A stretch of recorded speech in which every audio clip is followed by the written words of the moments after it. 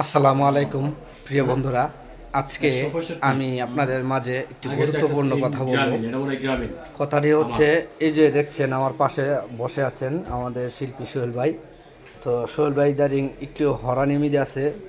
হরানিটা হচ্ছে ওনার যে ফোনটা ছিল আগের, সে ফোনটা যে কোনো ভুলবশত সেটা চুরি হয়ে গেছে। চুরি হওয়ার কারণে ওনার যে একটা আইডি ছিল, সেটা মনিটেশন করা আইডি ছিল। তো সেই আইডিটাকে অনেক কষ্ট করে স্বপন ভাই আনার চেষ্টা করছেন। এই যে আমি আপনাদেরকে হচ্ছে না হ্যাঁ, হচ্ছে না, বহুত কষ্ট করতেছে। হ্যাঁ, অনেক ট্রাই করা হচ্ছে, এই যে আইডিতে কাজ করতেছে। এখন দেখা যাক আমরা এটা স্বপন ভাই সফলতা অর্জন করতে পারে কি না। হ্যাঁ, যদি হয় তো সোহেল ভাই কপাল ভালো, আর যদি না হয় তো আবার নতুন করে আইডি খুলতে হবে। সোহেল ভাই, আমি আপনাকে বলতে চাই, আপনার যে ফোনটা যেভাবে চুরি হয়েছে, কিভাবে চুরি হইল? আসলে আমার ফোনটা অফিসে একটা রুমে আমরা তিনজন থাকি। জি। ওই রুমে সবসময় আমি চার্জ দিয়ে রাখি, ফোন হারায় না। হুম। তো হঠাৎ করে আমার ফোনটা ওই রুমের থেকেই হারায় গেল। এখন কে নিছে এটা বের করতে পারি নাই। অবশ্যই সেটটা আমার অফিসিয়াল সেট, খুব ভালো একটা সেট, দামি একটা সেট। পরে কি করব, আমি এটা থানায় জিটি করছি, হুম। আর জিটি পর্যন্তই আছি। তারপর আগামীকালকে আমি একটা সেট কিনলাম, ওপো A5 23,000 দিয়া। হুম।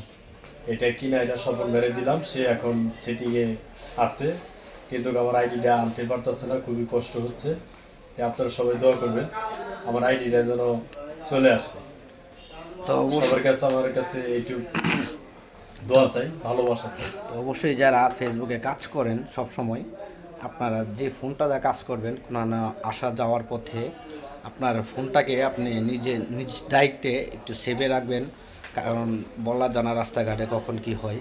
আপনার ফোনটা হারিয়ে গেলে কিন্তু আপনার যদি ফেসবুক আইডি যে পাসওয়ার্ডগুলো যদি আপনার এবং জিমেল আইডিগুলো যদি আপনার মনে না থাকে, তাহলে সেইগুলো কিন্তু সে রিটার্ন আবার এই আইডিটাকে ফিরিয়ে আনাটা কিন্তু অনেক কষ্ট। তো অবশ্যই আপনারা এই ভুল থেকে আপনারা একটু সতর্ক থাকবেন, আর এই উদ্দেশ্য করে আমার এই আজকে এই ভিডিওটা। তো স্বপন ভাই, এই বিষয়ে কিছু বলবেন আমাদের দর্শককে?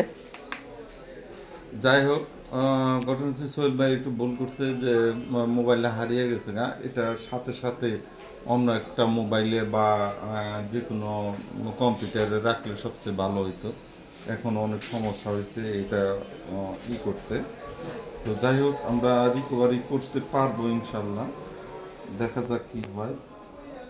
তো সবাই একটু সতর্কভাবে চলাফেরা করবেন। স্বপন ভাই কিন্তু অলরেডি কাজ করতেছে। তো আমরা ভিডিওটা আর এখানে বেশি বড় করলাম না, আজকের মতো ভিডিওটা এখানে শেষ করে দিলাম। সবাই ভালো থাকবেন। আসসালামু আলাইকুম।